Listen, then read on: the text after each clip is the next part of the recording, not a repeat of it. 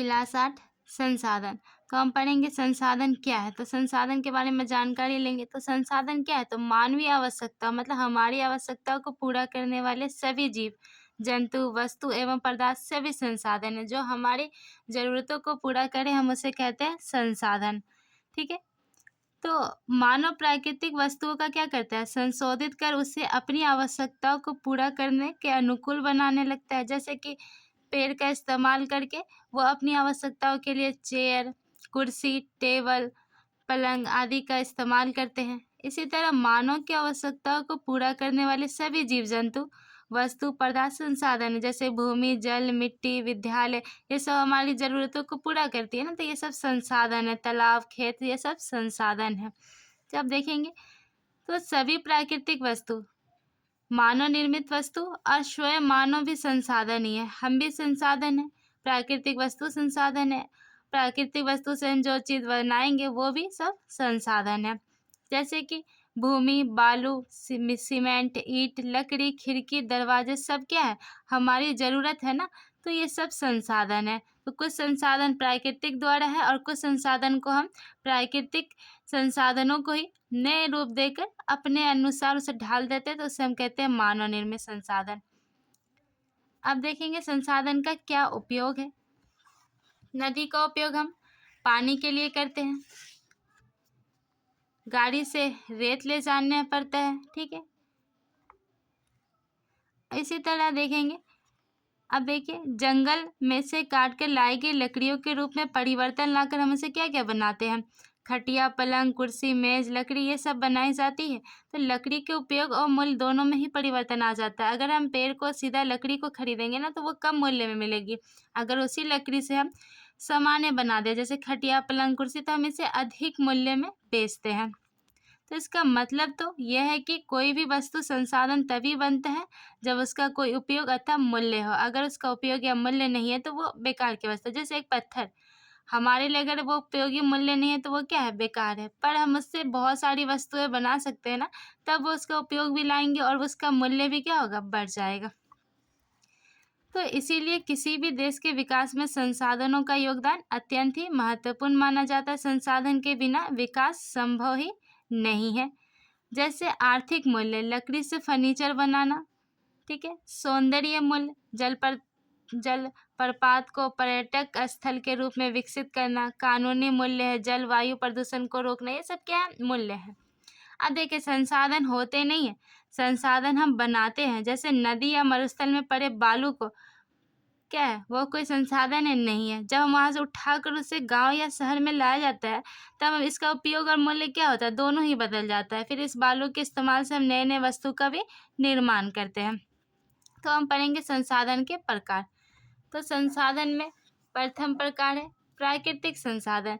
तो वे सभी वस्तुएं जो प्राकृतिक द्वारा हमें दी गई है, जैसे कि भूमि, मिट्टी, जल, जीव जंतु, पवन, सूर्य का प्रकाश, ये सब क्या है, प्राकृतिक संसाधन है। भूमि में क्या है, पर्वत, पठार, मैदान, मरुस्थल, दलदली, ये सब प्राकृतिक संसाधन है। मिट्टी में कितने प्रकार के आएंगे, जलोढ़, काली, लाल, ये इन सभी प्रकार की मिट्टी भी क्या है, संसाधन है। जल संसाधन है। वनस्पति के अंतर्गत भी हमें बहुत चीज़ मिलेगी जैसे पेड़ पौधे, झाड़ियाँ।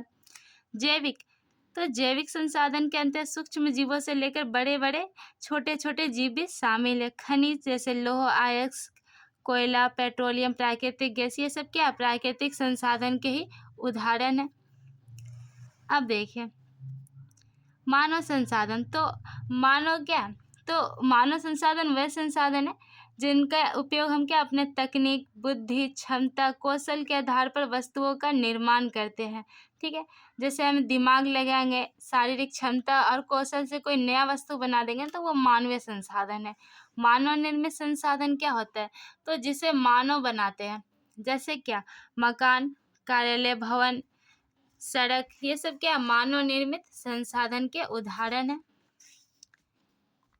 अब देखिए भवन, सड़कें और सड़क पुल, ये मानव निर्मित के उदाहरण है। अब देखेंगे प्राकृतिक संसाधनों का वर्गीकरण। तो प्राकृतिक संसाधन 5 भागों में बांटा गया है। विकास, उपयोग, उत्पत्ति, उपलब्धता, वितरण और स्वामित्व के आधार पर। संसाधन 3 प्रकार के होते हैं: प्राकृतिक संसाधन, मानव निर्मित संसाधन और मानवकृत संसाधन, मानव के ही बनाए गए संसाधन। ठीक है, तो इन सब को भी क्या है, अनेक भागों में बांट दिया गया है। तो ये 5 भागों में बांटे गए, पांचों का हम यहाँ पे विश्लेषण लेंगे, जानकारी लेंगे। पहला हमारा विकास या उपयोग। तो इस आधार पर संसाधन 2 प्रकार के, एक है वास्तविक संसाधन जिसके बारे में हमें जानकारी है, ये कितना मात्रा में है। ठीक है, जैसे आवरक, मैग्नीज। संभाव्य संसाधन जिसकी मात्रा ज्ञात नहीं है, भविष्य में इसका इस्तेमाल हम कर सकते हैं, जैसे थोरियम, लद्दाख में पाए जाने वाले यूरेनियम। उत्पत्ति के आधार पर भी संसाधन 2 प्रकार का है, जैव संसाधन और अजैव संसाधन। तो जैव संसाधन मतलब सजीव, पेड़ पौधे, वन, जीव जंतु। अजैव मतलब क्या होगा, निर्जीव वस्तुएं, जैसे क्या खनिज, चट्टान, मिट्टी आदि। अब देखेंगे उपलब्धता के आधार पर भी खनिज 2 प्रकार का, एक है नवीकरणीय, दूसरा है अनवीकरणीय संसाधन।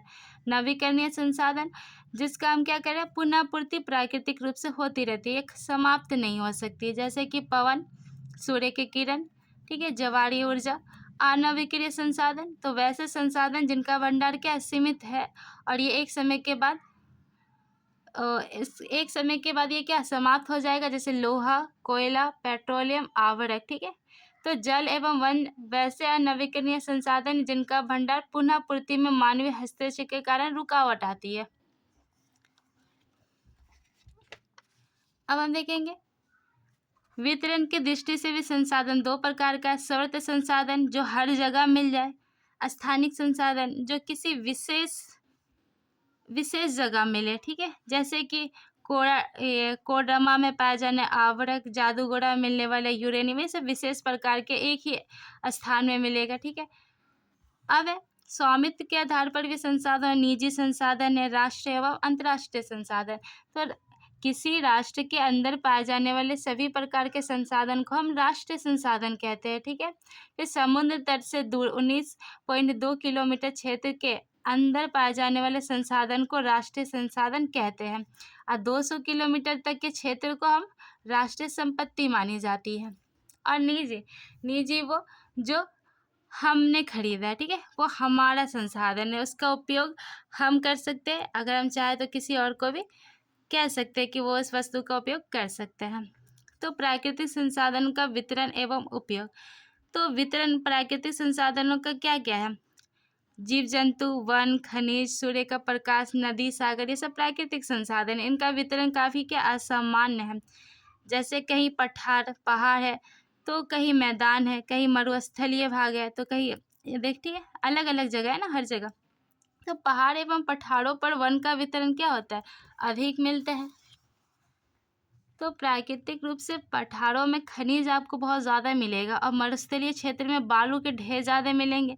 पर्वतीय और पठारी क्षेत्रों में नदियाँ, छोटी छोटी सरिताओं के कारण जल ज़्यादा मिलेगा आपको। ठीक है, तो अक्षांशीय विस्तार, समुद्र तट से दूरी, समुद्र तट से ऊंचाई, मरुस्थल में विभिन्नता के कारण भी सभी प्रकार के संसाधनों का वितरण इस पृथ्वी पर असामान्य रूप से पाया जाता है। ठीक है,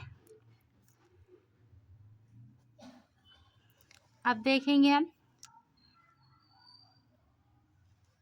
तो देखिए जिन महादेशों अथवा देशों के पास प्राकृतिक संसाधनों के उपयोग की तकनीक और उपलब्धता है ना, वही संसाधनों का भरपूर उपयोग कर रहे हैं। अब पर जिन देशों के पास, जैसे अफ्रीका वगैरह के पास क्या है, तकनीक संसाधनों की कमी है, तो वहाँ पे वो इनका उपयोग बहुत ही सीमित मात्रा में ही कर पाते हैं। तो देखिए संसाधन हमारे लिए उपयोगी है तो हमें इसका संरक्षण भी तो करना पड़ेगा। आज हम क्या कर रहे हैं, मानव अपनी आवश्यकताओं की पूर्ति के लिए संसाधनों का अत्यधिक दोहन करते हैं और हम इसका अविवेकपूर्ण इस्तेमाल करते हैं, कभी भी सोच समझ के इस्तेमाल नहीं करते हैं, बस इस्तेमाल करते जा रहे हैं। इससे प्रदूषण की समस्या हो रही है। आज सीधे उपयोग लायक जल भी नहीं मिल रहा हमें। फिर प्राकृतिक संसाधनों का अधिक अगर खनन एवं उपयोग करेंगे तो ये धीरे धीरे समाप्त हो जाएगा और इनके बनने में लाखों करोड़ों वर्ष लग जाते हैं। तो भविष्य में इनका भंडार क्या होगा, समाप्त हो जाएगा। तो भावी पीढ़ी क्या होगी, इन संसाधनों से वंचित रह जाएगी। तो पृथ्वी पर जीवन चलता रहे तो इसके लिए ज़रूरी है कि हम इन संसाधनों का संरक्षण करें। ठीक है, तो अब हम देखते हैं अभ्यास के प्रश्न। पहला है, इनमें से कौन एक प्राकृतिक संसाधन है? तो हम लिखेंगे भूमि। पंचायत भवन, विद्यालय, हवाई अड्डा क्या है? ये मानवीय संसाधन है, मानवकृत, ठीक है, मानव बनाते हैं इसे। इनमें से कौन प्राकृतिक संसाधन नहीं है? तो हवाई जहाज, ये मानव द्वारा बनाए गए हैं। केरल में पाया जाने वाला थोरियम किस प्रकार का उदाहरण है? संभाव्य है, मतलब भविष्य में कभी इसकी इस्तेमाल हम कर सकते हैं। संसाधन निर्माण के लिए क्या आवश्यक है? तो तकनीक, आवश्यकता और ज्ञान, बुद्धि, ये सब आवश्यक है, तो हम डाल देंगे उपयुक्त सभी। पहला हमारा खाली स्थान को उपयुक्त शब्दों से पूरा करें। जैसे प्राकृतिक मानव संसाधन क्षेत्र के विकास के आधार का काम करते हैं। हम जो है ना क्षेत्र के विकास को आधार है। राजस्थान में पाया जाने वाला तांबा क्या है? वास्तविक संसाधन का उदाहरण है। बुद्धि एवं शारीरिक क्षमता मानव को संसाधन बनाने के लिए आवश्यक है। अगर मानव के पास बुद्धि और शारीरिक क्षमता नहीं है ना, तो हम एक संसाधन नहीं बन सकते।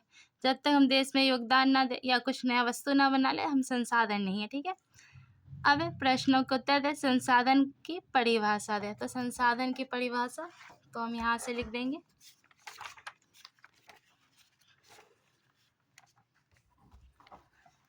तो हम यहाँ से लिखेंगे मानव की आवश्यकताओं को पूरा करने वाले सभी जीव जंतु, पदार्थ एवं वस्तुएं संसाधन कहे जाते हैं। तो हम यहाँ से भी लिख सकते हैं मानवीय आवश्यकताओं को पूरा करने वाले सभी जीव जंतु, वस्तु एवं पदार्थ संसाधन है। उदाहरण डाल देंगे हम भूमि, जल, वायु, मिट्टी, विद्यालय, ठीक है, ये सब इत्यादि सभी संसाधन है। पहला ये आंसर था हमारा।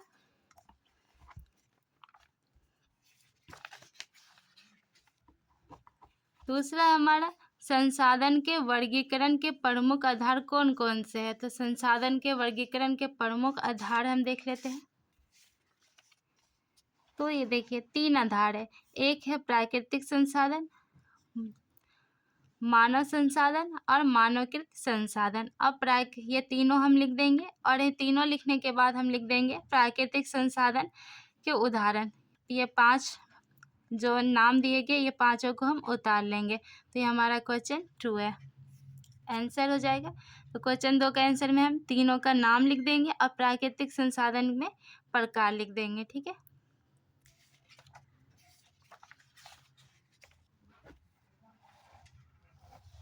अब है हमारा प्राकृतिक संसाधनों का संरक्षण क्यों जरूरी है? तो हम यहाँ लिख देंगे प्राकृतिक संसाधनों का संरक्षण इसलिए जरूरी है क्योंकि वे सीमित है। सीमित मतलब क्या? एक मात्रा निर्धारित है, ठीक है, और इनके अंधाधुंध इस्तेमाल से पर्यावरण को नुकसान पहुंचता है। संसाधनों के अभाव में आर्थिक सामाजिक विकास भी संभव नहीं है। तो ये हमारा तीसरा का आंसर है।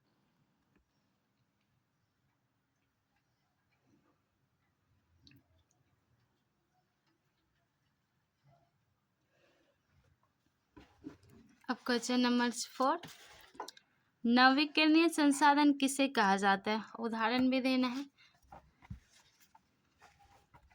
तो हम यहाँ से लिखेंगे, ये यहाँ से और यहाँ तक हमारा क्या आंसर है, तो हम लिख देंगे 4। तो नवीकरणीय संसाधन वैसे प्राकृतिक संसाधन को कहा जाता है जिनका पुनःपूर्ति प्राकृतिक रूप से होती रहती है। ये समाप्त होने वाले संसाधन नहीं है, जैसे उदाहरण में सूर्य की किरणें, पवन आदि।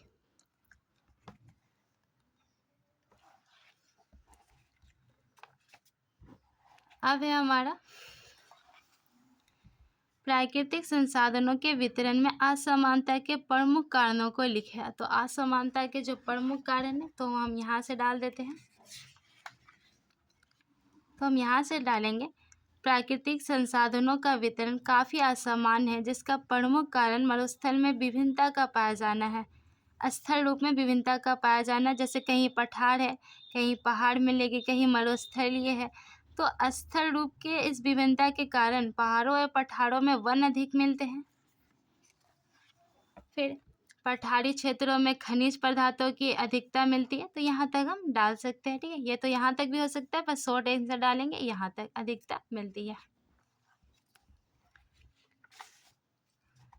अब है हमारा दृक् प्राकृतिक संसाधनों का वर्गीकरण उपयुक्त उदाहरण के साथ प्रस्तुत करें। तो प्राकृतिक संसाधन तो हम लिख देंगे, हम यहाँ से डालेंगे प्राकृतिक संसाधनों को विभिन्न आधार पर कई उपवर्गों में बांटा गया है। जैसे पहला विकास एवं उपयोग, उत्पत्ति, उपलब्धता, वितरण और स्वामित्व। फिर हम एक एक का थोड़ा डिटेल भी डाल देंगे। जैसे विकास और उपयोग में लिखेंगे तो विकास एवं उपयोग के आधार पर प्राकृतिक संसाधन दो प्रकार के हैं, वास्तविक एवं संभव संसाधन। फिर हम लिखेंगे वास्तविक संसाधन, फिर डैश डाल के लिखेंगे उन संसाधनों को कहा जाता है जिसकी कुल मात्रा ज्ञात होती है। असंभव संसाधन उन संसाधनों को कहा जाता है जिसकी कुल मात्रा ज्ञात नहीं होती है।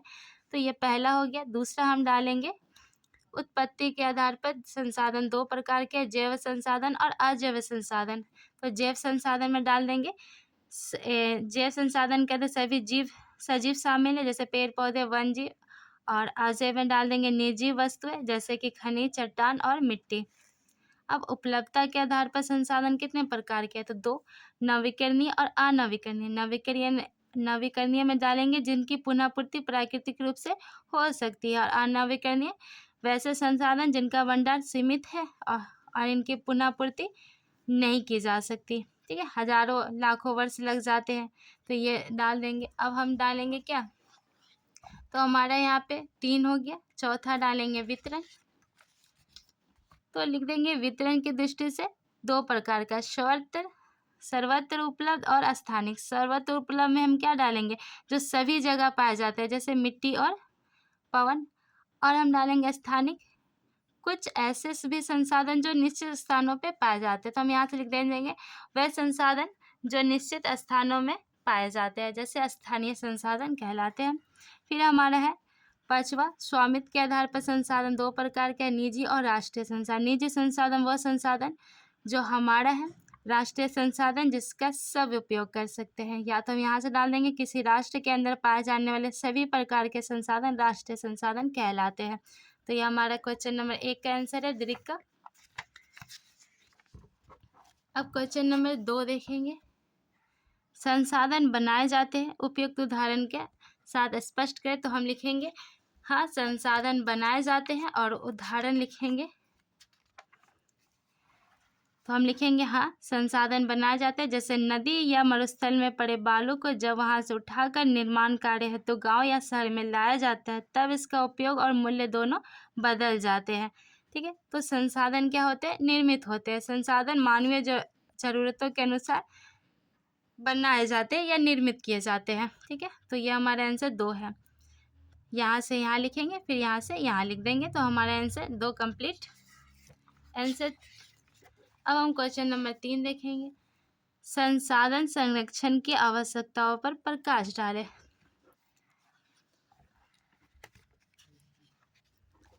तो हम यहाँ से लिखेंगे संसाधन तो हमारे लिए उपयोगी है, फिर हमें तो इनके संरक्षण हेतु प्रयास करना चाहिए।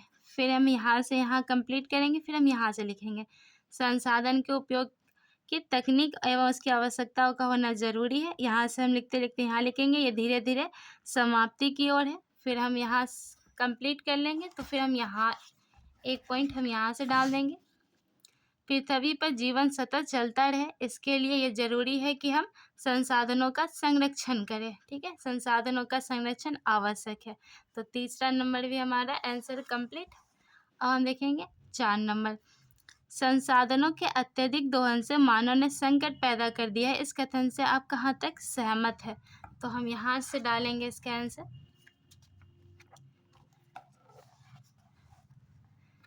तो हम यहाँ से लिख देंगे संसाधनों के अपने उपयोग की तकनीक एवं उसकी आवश्यकता का होना जरूरी है। ओके, आंसर 4 हम यहाँ से डालेंगे। ठीक है, 4 नंबर। मनुष्य ने अपनी आवश्यकता पूर्ति के लिए प्राकृतिक संसाधनों का अत्यधिक दोहन किया है, तो हमने इसका अविवेकपूर्ण इस्तेमाल भी किया है। इससे इस प्रकार प्रदूषण भी कर दिया है कि वह सीधे उपयोग के लायक नहीं रह गए हैं। यही नहीं, हमने कई प्राकृतिक संसाधनों का इतना अधिक खनन एवं उपयोग किया है ना कि इनके भंडार धीरे धीरे क्या हो रहे हैं, समाप्ति की ओर है। तो हम ये 4 नंबर का आंसर यहाँ से यहाँ डालेंगे। तो ये चैप्टर हमारा यहाँ पे कंप्लीट होता है। तो उम्मीद है आपको ये पसंद आई होगी। फिर मिलते हैं नेक्स्ट चैप्टर पे।